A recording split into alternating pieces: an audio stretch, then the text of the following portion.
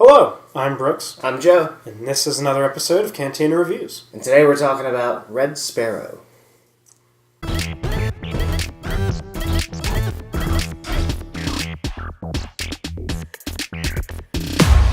So yeah, we saw Red Sparrow recently. Starring Jennifer Lawrence. Yes, a J Law, for if you will, if you're 14 years old and you're a girl. Also from the director that did The Hunger Games. Which is weird. Yes, because it didn't have that kind of... Good movie vibe. Yeah, it felt like a bad movie. It's like a... It's just like so different from The Hunger Games, I thought. It is, like yeah. style, you know? Yeah. It seems like this was his artistic departure. They let him do his own thing. Right, I know he had thanked the studio, I saw in some quote, like, for letting him create art. I don't know if it was that, like, artful. I think it was just a movie about a spy. I think the most artful part about the whole movie was actually the beginning. It could have been... If the whole thing was done in that way, it maybe would have been better. Mm-hmm. The way the beginning opens up, Jennifer Lawrence's character is like a dancer. Mm-hmm. And you have her dancing at the ballet next to... It keeps cutting back to this American CIA agent doing something. Mm-hmm. And the way it was cutting back and forth, and the way he used the classical music... Yeah. And then, like, the very gruesome spoilers for the first 5 seconds of the movie. The male dancer breaks her leg. And the way it just shows her on the stage, the leg, it's, like, gruesomely in, like, a right angle. But still with the classical music playing. Like, that felt artsy to me. It did. The rest of the movie is not like this. Like, if... there's a lot of violence in the movie. If it had all been treated that way, where it's, like, this gruesomeness... with this arty classical feel, right. Maybe it would have had a more like cohesive feel to it. I don't know. Right. I think that was a thing. Like you said, it kind of sums it up. It's like the American guy was doing something. I feel like everybody in this movie was doing something. Yeah. Nobody was doing one thing or like anything that anybody else is doing. It's like everybody's doing something the whole movie. And it's like. Yeah, usually we go through the plot. That would be like impossible for this movie, so there's no point in trying to do that. It's very convoluted. Essentially, to sum it up, she breaks her leg. She can't be a dancer, but she's trying to support her sick mother. Mm-hmm. So her creepy uncle was like basically be a spy for the government, but they're essentially these red sparrows. They're trained in like the art of seduction. Yeah, tweet. Yeah. So she becomes that, and then she's on a mission to... There's like a mole in the Russian government. They're trying to find out because the CIA has a connection to him. Which is what you think is all it's going to be about. Right. Find the mole. Right. Okay. But what then happens is, like you said, everyone is doing something, but you were purposely kept in the dark as to what their final motive is. Right. Like, for example, I mean, J-Law goes undercover, and like the American guy finds her out almost immediately. Yeah, there wasn't too much like build up to that. It just kind of happened immediately. Right. So, because like what it really is about is trying to figure out whose side she is on. Is she on the Russian side or is she on the U.S. side? And it's really just back and forth, back and forth, back and forth. Ultimately, spoilers, she's on the American side more so for her own gain, to get back at her uncle, who she eventually turns over as the mole. But getting there, and they eventually show you how all these what seemed like random scenes tied together, but you would never figure that out. No, that's what I'm saying. I think that's why I didn't like really get into it or really enjoy it that much in the end, was because like you're just so purposely kept confused. Yes. And I didn't like that. It's so... I said when we got out, it was like, I liked the ending. Oh wow, like, that was cool. But... the way they get you to the surprise ending is cheap. Right, yeah. Instead of just having, like, an intricate plot that could go either way, you compared it to The Departed. Like, it was trying to be that, but failed. Yeah. And I think that's a really good comparison. Yeah, because it's like the ending is like there. It's like, oh, wait, she was doing this while he was doing that, so he could do this, and now he did that. Like, that type of thing. Right. Like, that's what they want you to do in the end, like you did with The Departed. But at the same time, in The Departed, you knew everybody's motive, knew where everybody stood, until the end. Right. But it's like, you kind of had a general idea of what was going on and who's with who.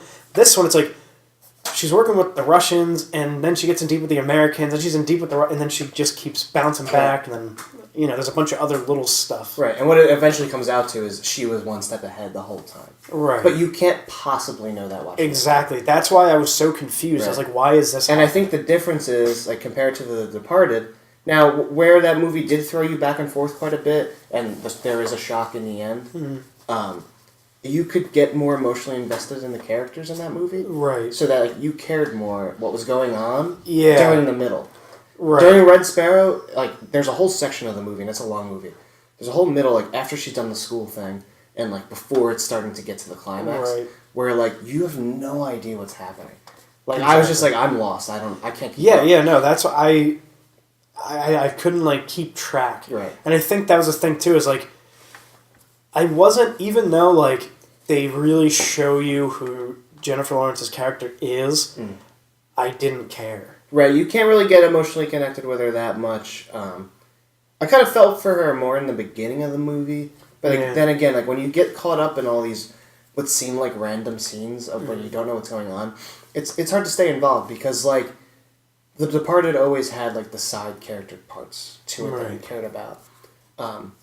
If they had maybe done more with Jennifer Lawrence and the CIA guy, Joel Edgerton's character, you would be able to maybe care more about what's going on. Right. But they only had very brief moments together.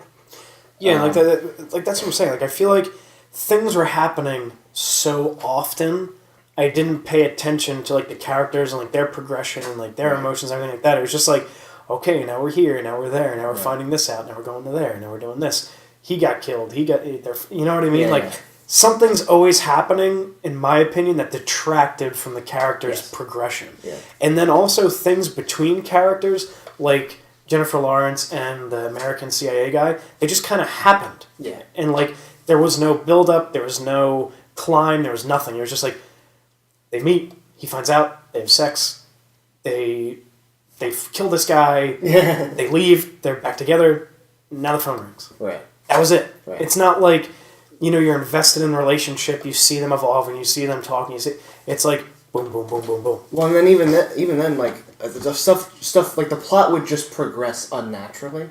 Right. So, like, big spoiler, Jeremy Irons' character, the general who is, like, running the show throughout the movie, just approaches her and says, "I'm the mole." Yeah. Like, she doesn't find him out. Mm-hmm. It just so happens that, like, he decides he's ready to reveal himself to her. Yeah. And I guess it's because, like, he figured out that she's really good at the deception thing. Yeah. But it just happens. Right. And honestly, at that point, I had forgotten they were looking for a mole. I didn't know what was happening. That was the thing. I kind of forgot for probably like 5 or 10 minutes. And it was right at the time when he came out and said he's the mole. And I was like, oh shit, that's right. I forgot that's what we were doing. Yeah. Because that kind of gets lost. Because then it's about her kind of just doing these random acts that eventually all lead up to the ending. Right, setting up her uncle. Right, so it's like you forget the main mission because you're watching her kind of do these weird events. You know what I mean? And then I guess, like, I don't know, I feel like this is going to be a situation, like, if people did, like, enjoy the movie, it seems like very split. Mm-hmm. Leaning more towards dislike, but I think the scores were both relatively in, like, even the 50% range. But hindsight's 20/20. So I feel like people are gonna be like, oh well, she takes his passport and she looks at it. What else would she use that for? Oh, she goes to a bank and she does this. And right, but it's not overtly. It's not overtly. It's not. It's like so obvious. But like again, like it leads to like what you want for a good ending. Mm-hmm. It's just not earned. Right. It's like the ending was good, but it wasn't like in Death Wish where it was like satisfying. Right. It's like like it was just like. Oh, now I can see what the other 2 hours and 20 minutes were about. Right. You know what I mean? It's like, it was just very odd. Yeah. It was an odd feeling. To sort of keep things moving, I think we've delved into the plot enough, because it's just so convoluted. It's being criticized, and like I was getting like weird vibes throughout. I mean, there's a lot of nudity, which is like whatever, but like at the same time, like people are just calling it torture porn. It's like glorified torture porn. Mm-hmm. And when you think movies like that, it's usually like horror movies, like Saw. Yeah. It would be described as torture porn. Mm-hmm. And they're saying this is like a glorified version of that. It's trying to seem like it's something artsy, but in reality, you just have many scenes of naked women right. being harassed or assaulted or attacked. Yeah. Which is true. Like, I was kind of like, especially when they go to that, like, seduction school, essentially. Yeah. I'm like, I feel like this director has, like, a weird sex thing. He might. Like, yeah. Yeah. And then, like, Jennifer Lawrence's character never uses anything she learns in the school. Yeah. So, like... What was the point? And, like, especially because, like, the second part of the movie, like, you know, you have the opening where she gets hurt and everything, but then she does a mission for them and succeeds. Yeah, so why does she have to go to the school at all? And then she goes to the school and doesn't use anything from it outside of it. Mm. Like, they show her, like, picking locks. She picks a lock. She picks one lock and uses one black light UV liquid that she learns at the school. Like, Right. That's it. Right, so, like... Never fires a gun. Yeah. The school is, like, there to just have some weird nudity scenes. Yeah. I guess to, like, get across the point that, like, Russia is telling their agents, like, do whatever you have to do to get information. Like, don't, like, forget who you are and your morality. Right. But, like... Like, you get to see that side of it, but I never thought... Even before I knew what her plan was, I never thought she was fully affected by the school. Yeah. I kind of just thought she's doing what she has to do because of her mom.